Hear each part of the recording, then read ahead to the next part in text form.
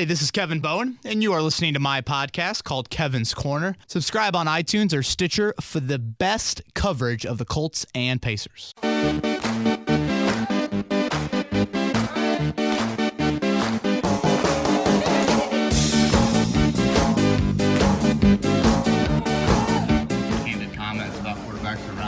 And you were glad to be included. You were mentioning that. Did you see the comments? Do you have any comments? I was shown, and I have no comments about the comments. The Robert Mathis episode of Kevin's Corner, number 98. I'm Kevin Bowen. 99. Is this 99? 99. Gosh, man. 99. Antonio Johnson? I don't even know. Colts haven't really had a good 99, have they? At least no, I don't think so. Last. I think you ring a bell. Yeah. Mookie, Antonio Johnson. So we are one episode short of 100. The voice you just heard was Joey Molinaro. I am Kevin Bowen. Been a while, Joey. Bye week go well? Went great, man. Moved. So did a lot of moving over the weekend. The weather is getting just awfully chilly very quickly. Yeah. Today has a feel of like, we're taping this Thursday afternoon, like maybe the roof would be open on Sunday, but then you look at the weather and you're like, no chance. Not this weekend, No. Snows are coming. Snows are coming, so I think that roof might be locked shut the rest of the season as the Colts begin their second half of the year against the Jacksonville Jaguars, and will actually play all three of their November games in the friendly confines of Lucas Oil Stadium. But we're back on another edition of Kevin's Corner, sponsored by Great Clips. You got engagement pictures today, I heard.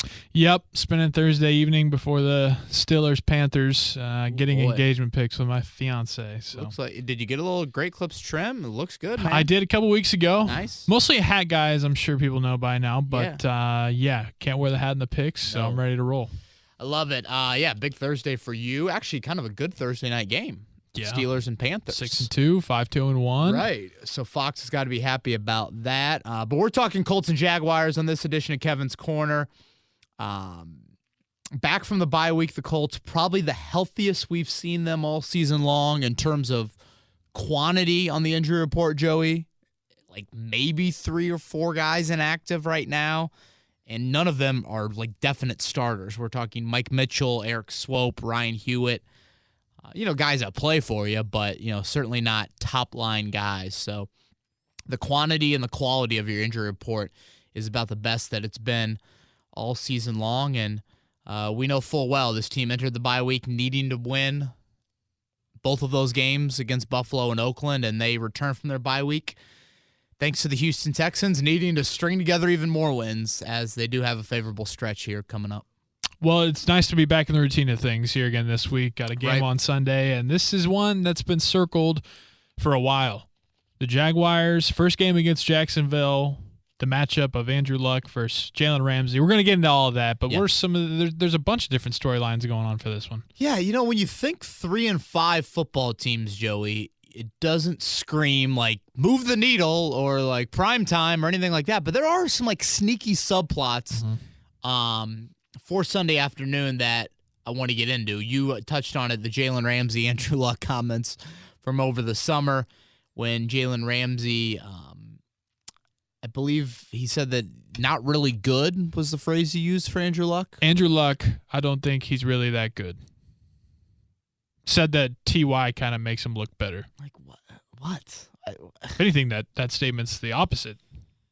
Like, yeah, it's Luck making T.Y. look good. I think so. Yeah. We saw what the season T.Y. Hilton had last year without Andrew Luck. But I do think there's going to be a little bit more motivation for Andrew Luck this week. I know some people might be like, that's stupid. Like, Luck's already really motivated. And I do think he's a pretty self-motivated guy, but he's a fiery individual. And it's probably the first time anyone's ever really called him out publicly in the NFL like that. So I do think there's going to be something a little bit more there. In general, I think his Jacksonville defense just chirps a little bit. And full well that T.Y. Hilton and Dante Moncrief and those guys have been, texting each other all week. And I just think there is a little bit more on the line, and I fully expect Ramsey to be following around T.Y. Hilton in that shadow type of role. So we'll see how much damage Hilton can do. He's been really quiet these past couple weeks, which for, if you were to tell me a couple weeks ago the Colts are going to score 37, I think, against Buffalo, 42 against Oakland, I would have expected big days out of Hilton. Mm-hmm. And he's combined for 59 receiving yards in those 2 games. So credit to the rest of the offense. I think Hilton is still doing a lot. Nick Sirianni, the team's offense coordinator, said that Oakland committed a ton of resources to taking away Hilton, rolling that coverage over to where number 13 is. Now it'll be a little bit different from Jacksonville. They're going to commit a resource. It's a big resource in Jalen Ramsey, but they're going to try to survive without their other corner. Doesn't look like A.J. Boye will play their opposite corner. But yeah, that's one storyline, Luck and Ramsey. The other storyline is just how much Jacksonville and Blake Bortles has dominated the Colts in recent meetings, and more so, honestly, Bortles. Last year, we know full well, Colts got shut out 27-0 in the meeting at Lucas Oil. They got drilled down in Jacksonville in December, probably their 2 worst performances of the season, and Luck, of course, didn't play. But, Joey, what Bortles and this team has done, it's been pretty remarkable, and mainly Bortles. The last 6 meetings, so since 2015, Blake Bortles against the Colts, 10 touchdowns, no picks. Good Lord, it's like Ron Colley's defense is out there playing them. Right? Something like that. 10 touchdowns and no picks for Blake Bortles. Like, when I see Blake Bortles and the Jaguars, I immediately go to the waiver wire in fantasy and think, okay, is there a defense I can start against them? That's what I think. Not this week. No, this week it's like, wait, Blake Bortles on the waiver wire? Should I go pick him up? I got a quarterback on a bye, and it's absurd that Bortles has done that to the Colts. I mean, he's had another very Blake Bortles-like season, 30th ranked passer. Jacksonville's offense has scored, I think it's 6 points in first halves since September. 4 games, 120 minutes of football, 6 points in first half. So this is the Jacksonville offense that we are used to seeing. We'll talk about Leonard Fournette a little bit later. He could be back. So yeah, that's a little subplot. Certainly you have Dante Moncrief's return. Moncrief started all 8 games this year for Jacksonville, so he has been durable. That was, I think, an issue with him here in Indianapolis. His numbers have been okay. I think he's on pace for the most receiving yards he's ever had. Not a huge catch numbers, 29 catches through 8 games and only 2 touchdowns. But he really has been heavily targeted in recent weeks. So expect a heavy dose of Moncrief when Jacksonville does throw it on Sunday. Chester Rogers said that, him and Hilton and Moncrief got a little text convo going. So I think if one of them gets in the end zone, you could see a little something. Whip out the guitar if you're Hilton or Rogers? Yeah. Yeah. I think you're onto something. I think Rogers or Hilton whips out the guitar. Maybe Moncrief goes T.Y. I don't know. Why, or he does that one crazy one that Rodgers did against the Steelers last year where he's kind of So we'll see if any of those guys get in the end zone. Moncrief will be yapping. He's a guy that definitely talks on the field. And then lastly, just how does this Colts offensive line play against the Jacksonville front? We're taping this Thursday afternoon, just got back from Colts practice, and it was coordinator day over there. Nick Sirianni, been in the NFL for 10 years, thinks this is one of the best defenses he's ever seen in 10 years. Maybe a little hyperbole, but it just strikes me every time the Colts play the Jaguars, just the balance and talent at every level of their defense. The front, Calais Campbell, Yannick Ngakoue, Malik Jackson, Marcel Darius. Linebackers, Miles Jack, Telvin Smith. Then the secondary, Ramsey is the stud. Without Boye, they aren't as potent in that secondary. They got guys like Barry Church and Deshaun Gibson and Ronnie Harrison, their rookie out of Alabama. But the balance, again, at all 3 levels. Right now, they're the number 2 ranked defense and total defense. They're number 1 in passing defense, and it's by a wide margin how how much better they are than everyone else in the NFL. So I don't know, Joey. There's just a lot of I don't call Colts-Jaguars a rivalry, but there's just a lot of interesting subplots for two teams that come in with totally different feels of momentum. Colts have won 2 in a row. Great offensive efforts. Jaguars have lost 4 in a row by an average of 17 points per loss. Both teams coming off a bye. And it's a game that both teams feel like they have to have if they want to keep any sort of playoff hope alive. Been wild, though, coming into the year. Jacksonville was just a hot, trendy pick, and going into Week 10, you're like, oh, geez. Joey, I think same old Jags. I think they were my Super Bowl pick out of the AFC. Well, still plenty of ball left to be played. And it's really just that awful month of October. They were 3-1 out of the gate. Yeah. They got blown out in Dallas. Didn't they lose a real close one to Tennessee? Mm-hmm. It was 9-6. Yeah, 9-6. Just an ugly, ugly game. And I also, of course, didn't expect Leonard Fournette to miss the entire month of October. And like I said, we'll touch on Fournette here in a bit. But you feel like over the next month, Joey, these 3 games at home, Jacksonville, Tennessee, Miami, Jacksonville's probably the most talented team. Mm-hmm. They clearly are not the best team or have played like the best team out of those 3. But I think based off talent, you could make the argument that Jacksonville might be the most talented team the Colts play the rest of the year outside of Houston. Yeah, definitely. And again, a lot of ball left to be played. Still could be up there at the end of the season. Yeah. Defense and running game travels. It traveled last year. I mean, look at what they did going to. Really, they were a play away from going to the Super Bowl. Exactly. But throughout the Colts bye week, coming off those 2 wins, really, I mean, the talk around town, around the NFL has been how good this offensive line has been, and they're going to need that performance going up against that front that you mentioned. 10 sacks, Joey. Remember that game last year? Oh, yeah. That's the week after that, 1070, we did the PSA calling for help for the lowly Colts. So that was the game that kind of put them into submission. It was the game. It was the game you felt like Jacoby Brissett should have just gone straight to the hospital. Don't even go to the locker room. Just forget the tent. Yeah. Are you alive? 10 sacks, 20 hits, and 8 of those 10 sacks came with Jacksonville's defense strictly rushing 4 guys. Yeah. That's what they do. They have the talent to do that. And the Colts gave up, I think, 7 sacks in the second half, and all of that came with Ryan Kelly. Ryan Kelly exited at halftime. So,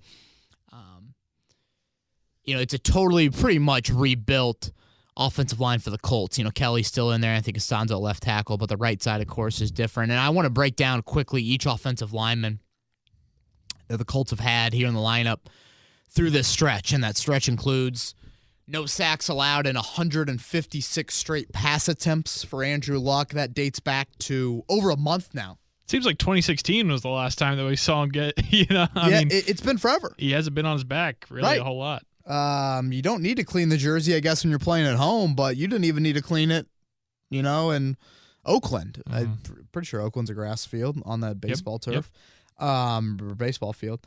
So Dave DeGuglielmo, our offensive line coach buddy, he talked to the media last week, and it was hilarious. He literally talked for a half hour. When it's going good, you better milk it, man. Yeah. Especially for the O-line. Yeah, drink it in. Drink it in. And Goose was, I want to talk about each individual offensive lineman here. He kind of broke down each guy. And with Costanzo, he came back in the lineup for that Jets game. So he's been in the lineup for these 3 straight games without allowing a sack. The first time the Colts have had that sort of stretch since 2009. So nearly a decade. And Gooch says when he took the job, and remember, he was one of the holdovers of the Chris Ballard, Josh McDaniels staff. It was him, Matt Eberflus, and Mike Fair, the defensive line coach. They came to him and said, do we need to go make a move for a left tackle?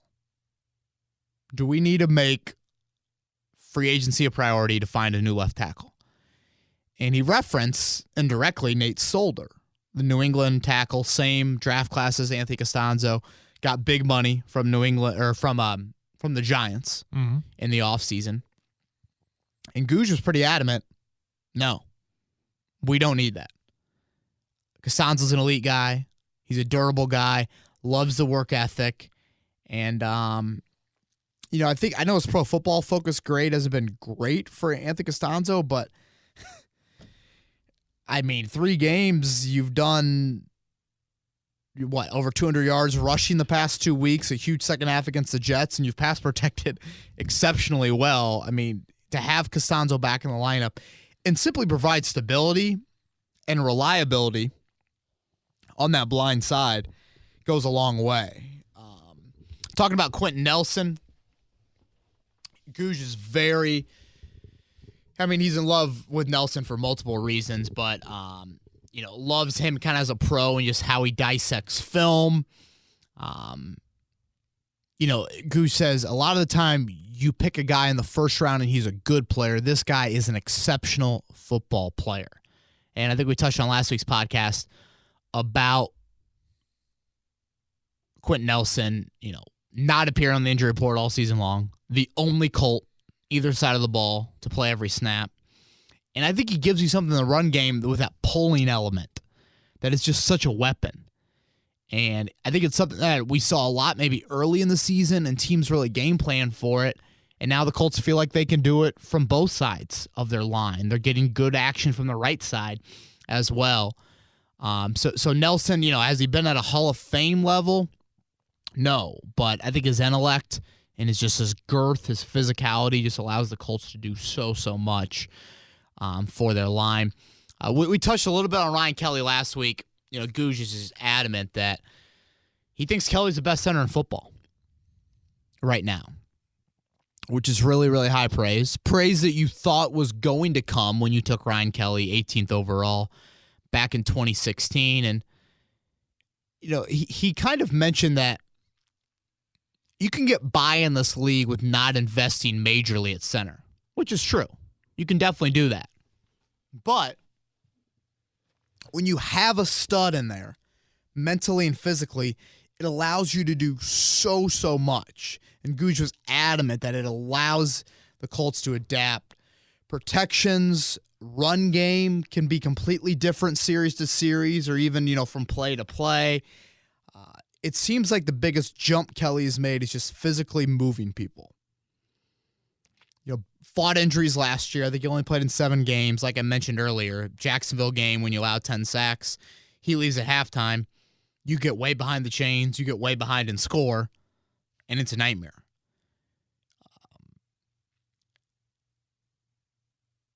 This is Goose right here. Kelly, he's always been a smart guy, always been athletic, but now he's actually physically moving people and getting after people on the second level and getting out to people on the edges.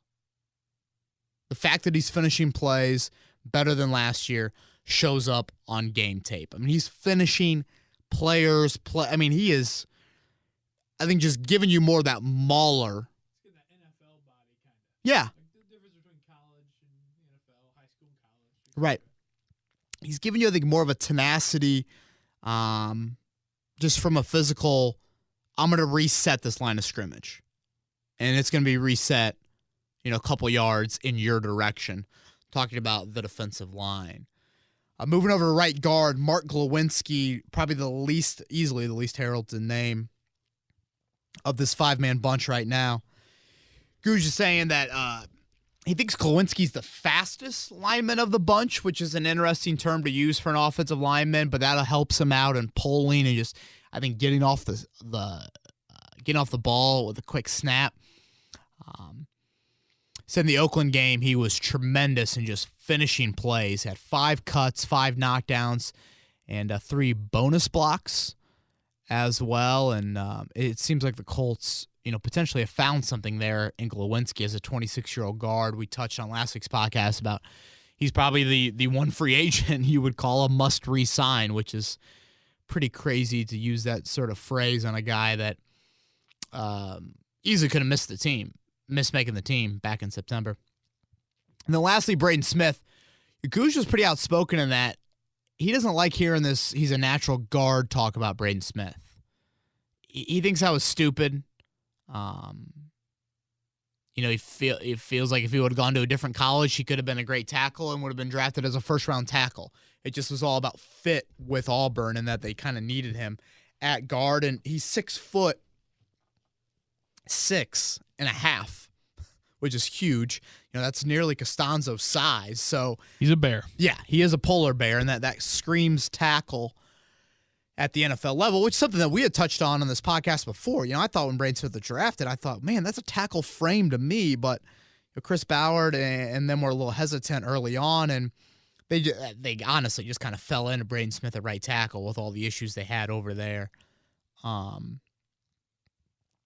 yeah, Goose says Braden Smith's one of the strongest guys on the team, tremendous athlete, had some good numbers at the combine, and that is a breakdown on each of those offensive linemen. We've got an article up on 1070thefan.com. Taking a little bit of a deeper dive into those five, and Goose is pretty honest in saying he reminds them of where they were drafted.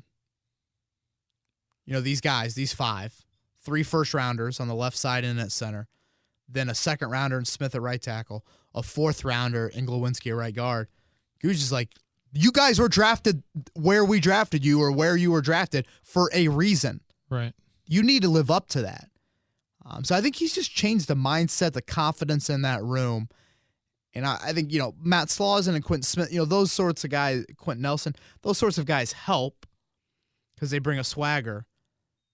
But it's a lot of talent, and it's a group that is playing at the highest level I think we've seen a Colts offensive line play in quite some time. It's, like I said, 2009, the last time the Colts haven't allowed a sack in 3 straight games, and back-to-back 200-yard rushing games in consecutive weeks for the first time since 1985. Post-Eric Dickerson? Pre-Eric Dickerson? Yeah. Dickerson, I think, was an 87 trade. So yeah, okay. Yeah, I don't know who the Colts running back was back in 1985, but Adam Vinatieri was the only Colt that was alive back then. Well, like we said, they're going to need every bit of that performance they've had over the last 3 weeks or so coming up on Sunday against and Jacksonville, real quick, Joey. Jacksonville has not been as menacing of a pass rushing group as we saw last year. Last year they came into week 7, week 8. I think they had 10 sacks in the Houston opener. Right. They knocked Savage out of the game, and Deshaun Watson had to come in. So they're not at that level, but they are still pretty formidable up front, and the Colts will have their hands full, and that's why it's so important. We'll get into the keys in the game a little bit later of staying ahead of the chains, getting an early lead. I remember standing on the sidelines at Grand Park during training camp, and you and a fellow journalist, Indy, that covers the Colts, were having a little bit of a bet, a conversation about who would have more catches between Jack Doyle and Eric Ebron. And coming into this week, I mean, that's about as good as a marriage or tandem that you can find right now for the Colts. Pretty good tandem. Very good tandem. Maybe the best in the league. Best tight end group in the league. Yeah, I mean, the most deep for sure. Yeah, definitely deepest. the deepest, without a doubt. 5 tight ends currently on your roster. 4 of them have caught a touchdown.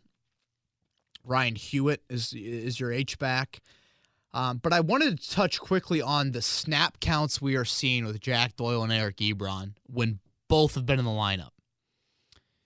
There's been 3 games this year, with Doyle missing those 5 games, where they both have played, and the discrepancy in snap counts, Joey, I think is really interesting to me and something that I want to watch down the stretch. And, hey, we don't talk a ton about fantasy football on this podcast, but, hey, if you want to tune in, this is the time. Fantasy football nugget right here. Doyle's 3 games that he's been healthy, his snap counts, 77, 59, and then 57 against Oakland. In those same games, Eric Ebron snaps 37 in the season opener against the Bengals, 16 snaps in week 2 against the Redskins, and then 17 last week against Oakland, or the last game the Colts played.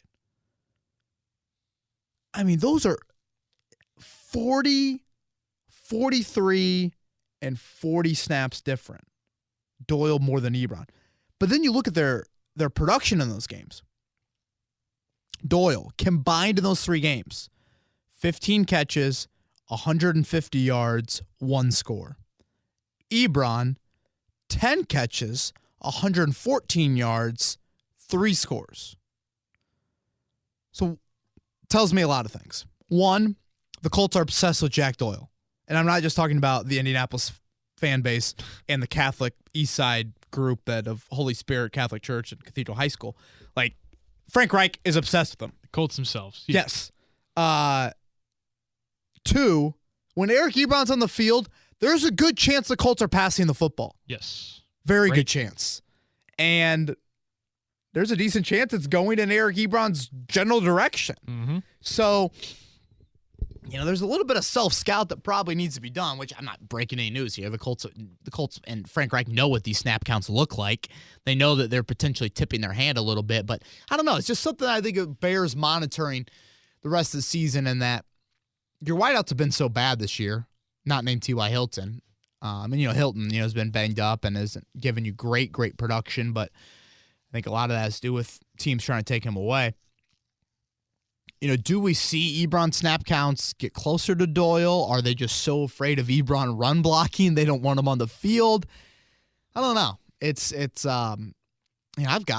it before on this podcast. I've got Eric Ebron on a few of my fantasy teams. I'm benching him for Sunday, which again probably is foolish. But if you're going to tell me that the tight end that I'm starting is only going to get 15 to 20 snaps, I don't know if I can live with that. Now, when he's out there, again, passing plays happen and the ball it goes in his direction. But I don't know, Joey. It's something that stood out to me. And I think it's relevant to this week. If Jalen Ramsey can take away Hilton, going to have to lean on that group. A group that right now looks like only 3 healthy bodies for Sunday. It's crazy. Doyle, Ebron, and Mo Alley. It's crazy that now thinking about 3 tight ends is kind of like, man, because you're used to 5 or 4 being out there and available. You are. And it's the depth that this group has had to where the tight ends we have not talked about, obviously Darrell Daniels traded away to Seattle. Ross Travis tears his ACL. And yet here's a Ryan Hewitt contributing heavily. Mo Alley Cox seems to be the darling right now of this team. And he's giving you, I think, a little bit more in the blocking realm than you initially thought he was going to give you. Mm-hmm. Ebron's had a career year, and Doyle, when he's been out there, has been Jack Doyle. He had the 1 fumble, but was really steady against Oakland and was huge late in that game in winning out there. I'm anxious to see what Sunday brings for that group, considering what Jalen Ramsey and the Jaguars will probably try to do. You mentioned it in the open. For whatever reason, Blake Bortles goes from JV high school quarterback against everybody else in the NFL to the next coming of Joe Montana against the Colts. What's the deal? Is that going to stop this weekend? Bortles goes from playing JV ball at Saturday at 10 a.m.? Is that when JV games are? I think that might be freshman. I don't know. I think, Blake Bortles not playing on Friday nights, against the rest of the NFL. But against the Colts, man, he's homecoming king. He's Mr. Football, and he's going home with your girl and the opposing team's best player. He's doing it all. Yeah. Torn up the Colts, and it looks like he's going to get Leonard Fournette back this week. Joey, Fournette he missed all of October. Nagging ankle injury, I want to say it is. It's always nagging with him. It is, right? Either hamstring or last year was ankle. the hammy, I felt like. Yeah, he didn't play in the blowout here. 27-0. Fournette didn't play in that game. Wow. Didn't really do much, honestly, in the game down in Jacksonville either last year. Beating a dead horse here. Blake Bortles did it. He torched the Colts.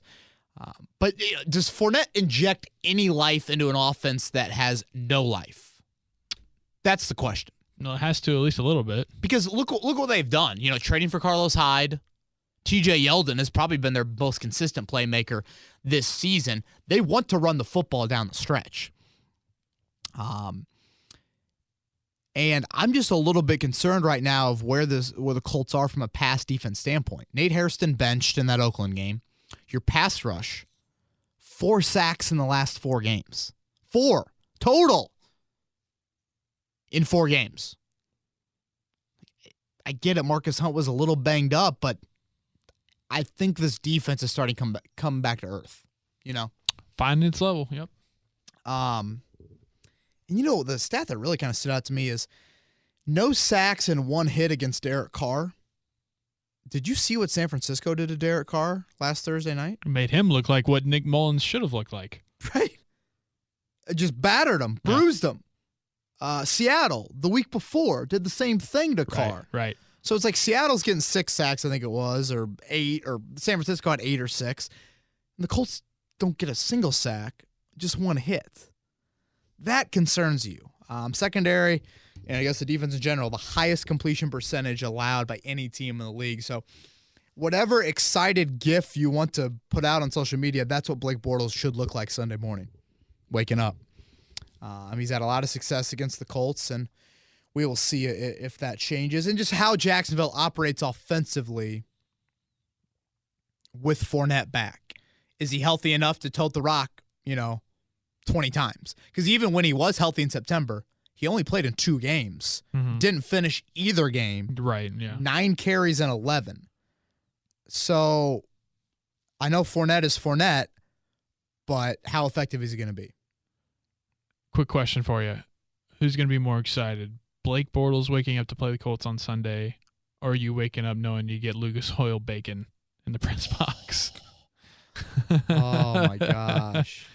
Joey, what I'm really pissed about, not that. 1 o'clock game this week, 1 o'clock game next week at home against the Titans. So I got bacon back-to-back weeks. Yes. Did you see Miami flexed 425? They did, yeah. Are they going to take away my bacon that morning? On Thanksgiving weekend? Can you imagine? How dare they? Yeah.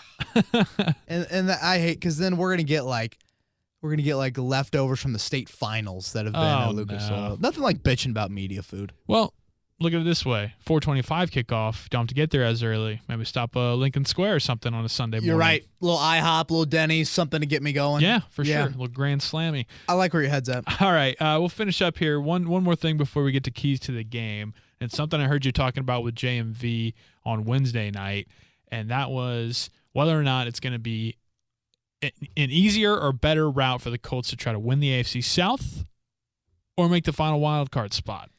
I'm glad you phrased it like that, because JMV definitely interpreted it as like me thinking the Colts have a great chance to make the playoffs. Yeah. Which, no. Right, Let me be clear here.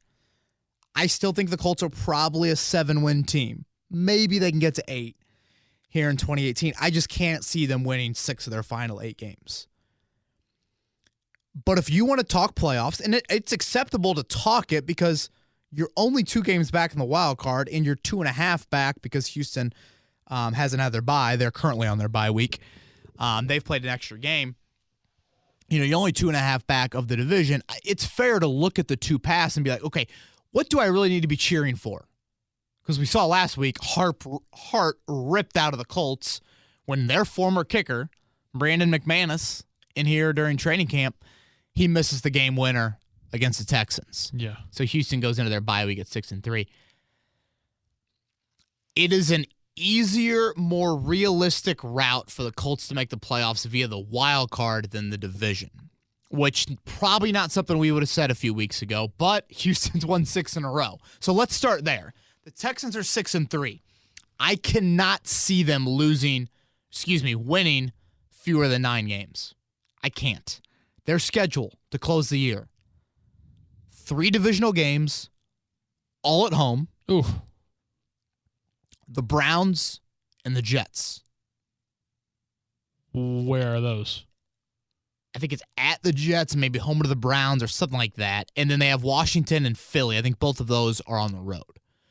So you look at Browns, Jets, and 3 home divisional games, you're going to win at least 3 of those. Yeah. At least 3. And Washington and Philly, those are not juggernauts by any means. Mm-hmm. We saw the Colts compete full well on the road against both those teams. Beat Washington and could easily have beaten Philly. So what I'm saying is the Texans are healthy right now. Really healthy.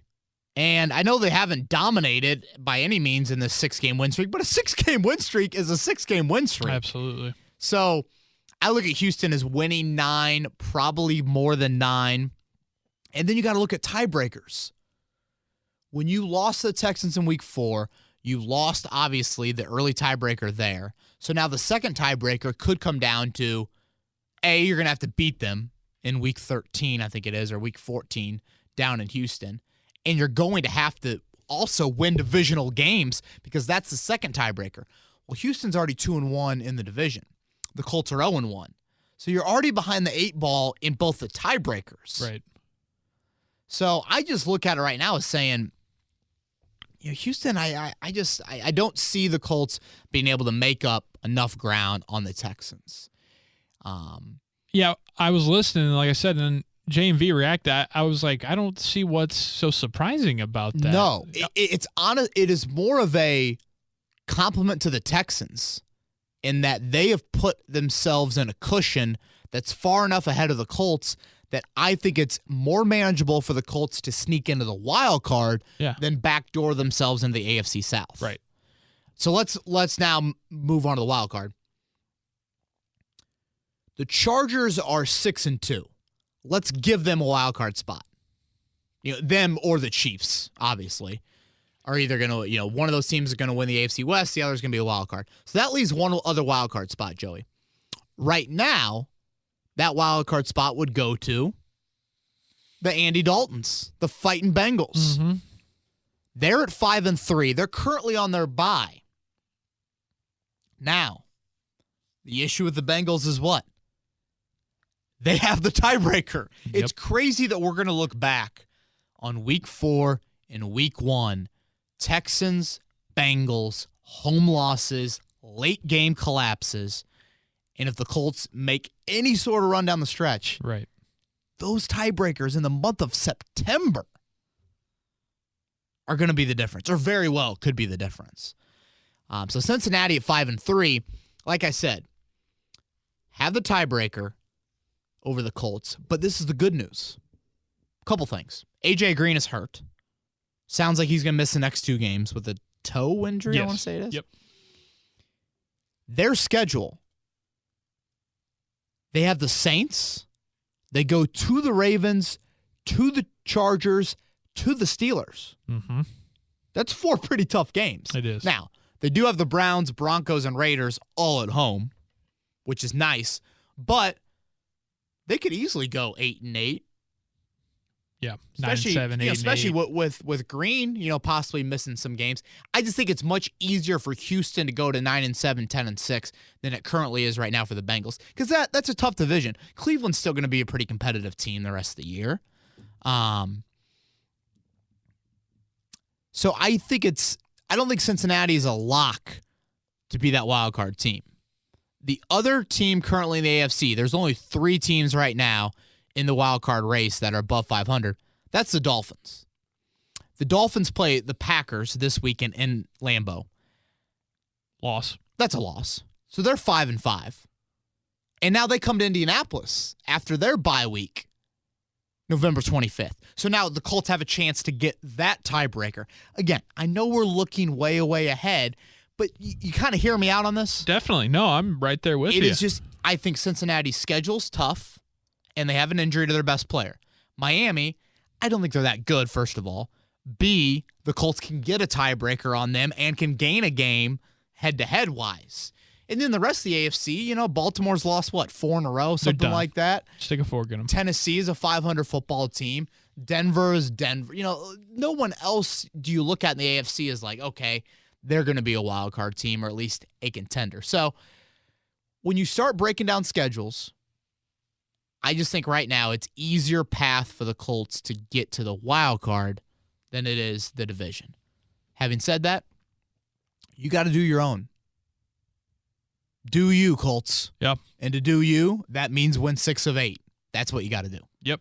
And I'll start Sunday against the Jaguars, 1 o'clock, 3 keys. What do we got, Kevin? Well, first, Joey, I touched on it earlier. I feel like this has been a key every week here lately. Make the Jaguars yell at each other. I know that sounds weird, but the Jaguars have been fighting inside their locker room. Dante Fowler was traded. A lot of loud mouths in there. Yes. And get an early lead certainly helps because Jacksonville's a team that is equipped to play very well with the lead. We saw it last year. When they got the lead here, it was a nightmare for the Colts trying to get back into it. But you are playing another team in disarray. Buffalo, Oakland, and Jacksonville, you couldn't have scripted to play maybe 3 teams in more dysfunction, all different forms of dysfunction. Buffalo's was, their offense is absolutely horrific, and they're starting a quarterback that is Kerry Collins 2.0, Derek Anderson.